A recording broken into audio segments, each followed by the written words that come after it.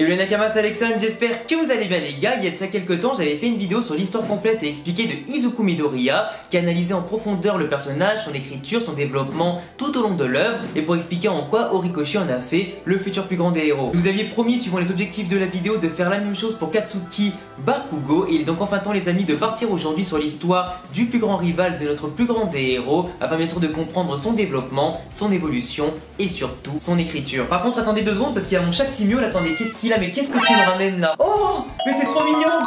Une sponsor NordVPN! Un chat qui laisse pas de poils par terre, qui me réclame pas de la bouffe toutes les 5 secondes et qui en plus me ramène des sponsors! C'est trop stylé! Vous l'avez compris, cette vidéo est sponsorisée pour la première fois de l'histoire de la chaîne par NordVPN. Alors pour ceux qui ne connaissent pas NordVPN et qui n'en ont peut-être jamais entendu parler, il s'agit simplement d'un VPN et donc d'un service en ligne qui vise simplement à être disponible déjà sur la plupart des supports existants. Ça peut être les PC sous Windows, sur Mac aussi pour ceux peut-être qui préfèrent les produits Apple, sur les tablettes tactiles mais aussi les smartphones disponibles sur iOS et Android. Cela te permettra, une fois inscrit, une fois l'abonnement souscrit et aussi l'application téléchargée sur les différents supports, parce que oui, pour un seul abonnement tu pourras le télécharger sur la plupart de tous tes supports. Ça va te permettre dans un premier temps de protéger tes données, dans un second temps aussi de protéger et de sécuriser ta connexion internet par rapport aux sites frauduleux, les différentes pubs en tout cas qui peuvent parfois pirater tes données, et ça peut aussi notamment par rapport aux options disponibles, ça peut aussi te géolocaliser dans un pays de ton choix parmi les 60 pays disponibles en Europe et dans le monde entier. Par exemple, si t'aimes bien la Formule 1 et la MotoGP et que tu veux les regarder gratuitement, tu peux te connecter via le VPN aux chaînes belges, du coup tu peux avoir accès à tout ce contenu là. Tu peux aussi avoir accès via les VPN à différents sites de streaming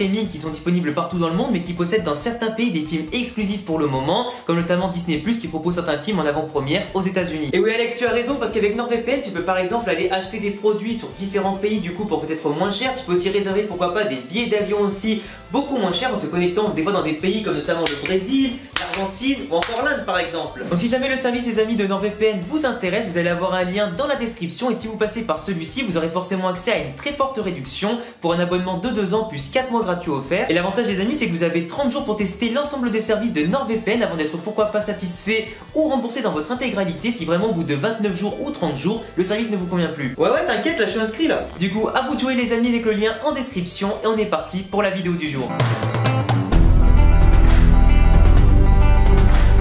Quand on parle de Bakugo, on a forcément cette image du personnage assez relou qui va gueuler à chaque réplique, passer son temps à vouloir se mettre en avant et surtout insulter les autres pour les rabaisser et les sous-estimer. Beaucoup se demandaient s'il était vraiment normal que Horikoshi accorde autant d'importance à Bakugo, du moins un personnage avec un tel comportement jugé insupportable par beaucoup de fans du manga. D'ailleurs, vous n'êtes pas sans savoir que ce personnage devait avoir un caractère extrêmement gentil et surtout bien plus docile à la base, en tout cas d'après ses premiers croquis. Et oui, je sais, ça fait quand même extrêmement bizarre quand tu l'as toujours connu assez violent et assez vulgaire. Mais c'est justement ce que Horikoshi cherchait à la base, c'est-à-dire de créer un personnage rival de son héros avec un comportement et un caractère à l'exact opposé du protagoniste. Quelqu'un qui va refléter parfaitement ce que voudrait être le héros sur certains points, confiant, puissant, leader et un gagnant. Car après tout, vous l'avez bien compris en lisant le manga et surtout en voyant l'animé, Bakugo n'est pas forcément qu'une grande gueule en tant que personnage, c'est avant tout un génie du combat doté d'un alter très puissant et polyvalent, donnant ainsi un jeune héros très doué et parmi les plus puissants de sa génération et surtout le plus explosif. Sa fierté, son arrogance et sa confiance en lui en font sa principale force car il ne recule jamais devant l'adversité ni le danger. Il est sûr de sa force et de son potentiel, d'où le fait que malgré les apparences, il prendra les bonnes décisions avec un sang-froid plus important qu'il ne le laisse paraître et surtout une analyse hors du commun. Ce personnage est l'incarnation même de la fierté de l'ego humain car il ne veut jamais être dévalorisé, sous-estimé, oublié ou en retrait. Ses performances au festival sportif de Yue et durant des combats aux missions importantes lui ont quand même permis de briller face à des adversaires et surtout des ennemis redoutables qu'il a appris à respecter au fur et à mesure. Son intelligence, sa réactivité, sa vitesse et ses combos à distance ou au corps à corps le rendent imprévisible et surtout très redoutable. Avec un tel potentiel qu'il travaille régulièrement depuis l'enfance, il est clair qu'il peut légitimement rêver un jour de succéder à All Might, son idole de toujours en tant que futur numéro 1. Une ambition et un rêve démesuré qu'il assume en tout cas depuis le début de l'œuvre et surtout un rêve qu'il n'oubliera pas, même actuellement dans le chapitre 327 du manga, en rappelant à tout le monde ce qu'il aimerait atteindre. Bakugo a souvent été entouré par des personnes plus faibles que lui, que ce soit des amis d'enfance ou encore Izuku qui n'avait pas d'alter. Il a donc rapidement fini par laisser l'arrogance le gagner en voyant la puissance de son alter afin de mépriser ceux qui ont moins bien et surtout ceux qui ont rien. Son caractère fort qui en faisait aussi un harceleur auprès de Deku et qui lui a aussi valu pas mal de détracteurs auprès des fans du manga ne laissait pas supposer à la base qu'il avait un avenir de héros mais plutôt de vilain en devenir. Durant l'arc du camp d'été et le raid contre les super vilains, Bakugo avait été kidnappé et on aurait pu penser justement à ce moment-là qu'à l'instar de Sasuke dans Naruto, il aurait pu rejoindre les vilains en écoutant leurs idéaux, leurs projets pour lui et pour le monde, et surtout si All for One venait à réussir à détruire son idole de toujours, All Might. Finalement, bien sûr que non, qu'il n'est pas devenu un vilain, et son sauvetage a résulté sur une amélioration de son comportement, avec un Bakugo encore plus déterminé que jamais à prouver qu'il peut et surtout doit devenir le meilleur. Pour ainsi prendre bien sûr la relève du symbole de la paix, maintenant disparu. Lorsqu'il a compris que Izuku et All Might étaient liés, il a mené son enquête de son côté pour tenter justement d'aller de l'avant, progresser et montrer qu'il ne sera jamais à la traîne face au numéro 1 et surtout son successeur. Chose prouvée bien évidemment par sa petite victoire contre Izuku durant leur discussion et leur petite altercation, et aussi son rôle dans les différents arcs. Pour revenir justement sur sa relation avec Deku, qui est quand même le point clé de son écriture et de son évolution, je disais au début de la vidéo que Bakugo le harcelait et rejetait son aide. Il voulait montrer dès l'enfance qu'il serait celui qui protégerait les autres et non celui qu'on doit protéger. C'est pour ça qu'il a fini par repousser toutes les mains qu'on lui tendait, par fierté, par ego et par puissance, afin de tout gérer par sa propre force. En rejetant la confiance des autres, qu'il traite un petit peu comme des boulets et des obstacles sur sa route de futur numéro 1, il a développé une mentalité qui est très auto-centrée, qui finira aussi par être détestée de la plupart d'entre tous, mais qui finira aussi par s'élargir grâce aux amitiés que lui portent notamment Izuku,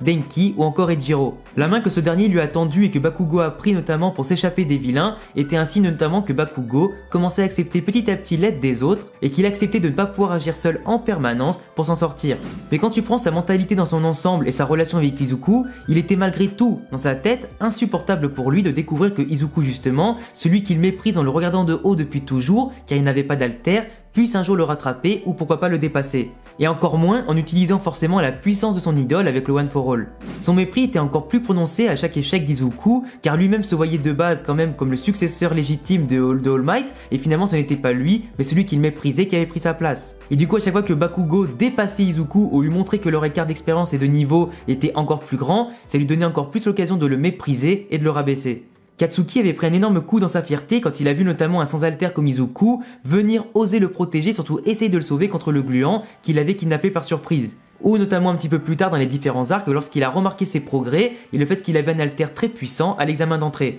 Sauf que sa frustration forcément du fait que lui avait déjà de l'expérience à un niveau qui était quand même plutôt confirmé, voir quelqu'un qui progresse plus vite que lui alors que normalement vous le savez tous, on progresse davantage au niveau 0 qu'au niveau 50, en tout cas bien plus vite, et qu'il a dû voir à ses dépens que celui-ci en tout cas multipliait les exploits et les victoires importantes, et ben ça l'a beaucoup frustré de voir que ce n'était plus lui qui était sur le devant de la scène malgré sa puissance et son charisme, mais plutôt Izuku. Malgré sa colère intérieure et extérieure, il n'a pas hésité à donner des conseils à Izuku durant l'histoire pour qu'il apprenne notamment à moins se blesser que le One for All dans les bras, mais plutôt à utiliser ses jambes en combat afin de mieux équilibrer son style et multiplier sa force. C'est un conseil qui a tout changé pour Izuku dans la suite de sa puissance et son évolution en termes simplement de héros et pour s'entraîner. Et même si Bakugo peut paraître totalement énervé et surtout frustré par rapport à Deku, il souhaite plus que tout que celui-ci devienne extrêmement puissant, dans un but bien sûr d'intérêt commun, mais qu'il développe son plein potentiel pour ensuite avoir une raison de le dépasser, montrer que malgré qu'il soit son plein potentiel, il peut bien sûr être encore au-dessus de lui. C'est aussi une façon pour lui de se dire que si je dépasse Izuku et le One for All, je pourrais être capable un jour de dépasser All Might et pourquoi pas devenir le plus fort des héros de tous les temps. Un objectif forcément mis en avant par sa fierté et son envie de toujours se surpasser et dépasser les autres. Bakugo a toujours eu conscience en tout cas des qualités d'Izuku, comme son dévouement envers les autres et sa capacité à se jeter face au danger pour attraper les mains en détresse que Bakugo s'obstinait à rejeter. Même sans pouvoir, Izuku impressionné par son caractère, pourtant si faible et fragile en comparaison à son rival. Tous les deux se sont rendus meilleurs en grandissant, car si Izuku admirait le leadership et la puissance de Kacchan, Bakugo admirait de son côté et détestait en même temps la détermination d'Izuku et le fait que malgré ses rejets, il revenait constamment vers lui. Avant bien sûr de reconnaître sa valeur par rapport à ses progrès, son évolution et aussi bien sûr la propre évolution de Bakugo.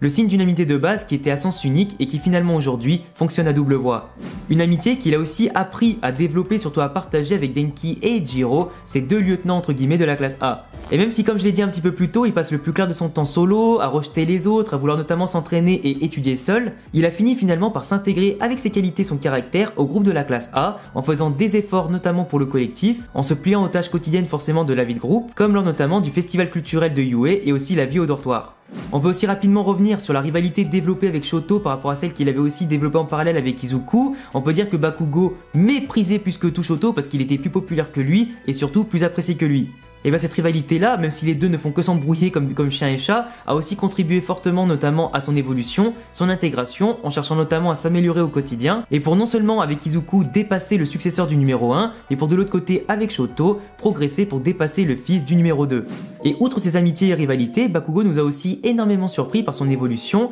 quand celui-ci prenait pleinement conscience du rôle des autres dans sa vie, et même par rapport à son propre rôle en tant que héros et en tant que leader. Et en mettant sa fierté de côté, il a ébloui tout le monde durant l'arc de la classe A, A contre la classe B en montrant de la puissance, de la détermination, une capacité à diriger sur tout et à mettre en place une stratégie et surtout à faire la différence, tout en protégeant bien sûr les autres du danger pour les faire gagner et les faire survivre. Un élan de reconnaissance aussi envers les capacités d'autrui pour agir avec eux en toute coordination, et de générosité à l'effort et de solidarité qu'on ne lui connaissait pas. Il a même tenté de se sacrifier pour sauver Izuku durant l'arc de la guerre de libération du paranormal, laissant son instinct d'ami et de héros prendre le dessus. Sans oublier forcément, et ça vous l'avez tous vu notamment en lisant le manga, sans oublier ses excuses et son mea culpa envers Izuku dans les derniers chapitres qui ont définitivement montré aux fans que oui, ce personnage a beaucoup mûri, a beaucoup grandi et ne pensait plus qu'à lui mais au bien de tous. Sauver Izuku et le One for All était pour lui une nécessité, et le fait de prendre du recul et s'excuser auprès d'Izuku à qui il a fait tant de mal était aussi une nécessité. Car My Hero Academia nous l'a bien appris, dans cette histoire ce n'est pas tous pour un, mais un pour tous. Tous ces événements et prises de conscience étaient les dernières pièces du puzzle représentant un personnage de base insupportable,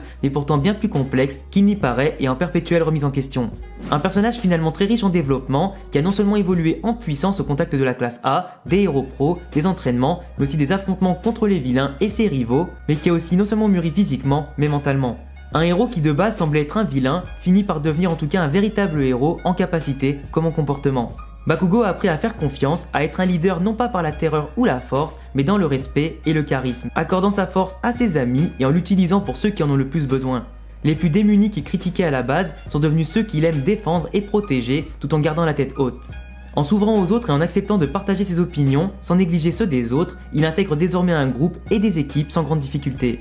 Même s'il conserve bien sûr son caractère impulsif et volcanique qui en fait un personnage à part entière. En mettant de côté sa fierté et son ego, il atteint un nouveau monde de possibilités beaucoup plus humble et qui le rendra sûrement encore plus fort. Horikoshi ne voulait pas avoir de personnage plat ou qui se ressemble. La différence de Bakugo s'est faite dans son côté badass, son ambition et son caractère. Ce n'est d'ailleurs pas pour rien qu'il a fini régulièrement dans les tops des personnages les plus appréciés au Japon et plus globalement dans le monde entier, car il représente tout ce qu'un héros ambitieux devrait être au-delà de son premier comportement qui a évolué et mûri. Un comportement aujourd'hui digne d'un héros et surtout digne d'être le rival du futur plus grand des héros.